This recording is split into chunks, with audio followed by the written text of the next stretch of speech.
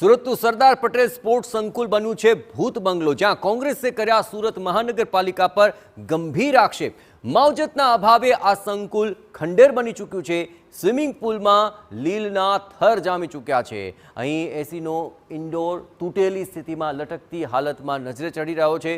સુરત શહેર કોંગ્રેસના કાર્યકારી પ્રમુખ દિનેશ સાવલિયાએ સ્પોર્ટ્સ સંકુલની મુલાકાત લીધી હતી અને પ્રજાના પૈસાનો વેડફાટ થયો હોવાના આક્ષેપો કર્યા હતા।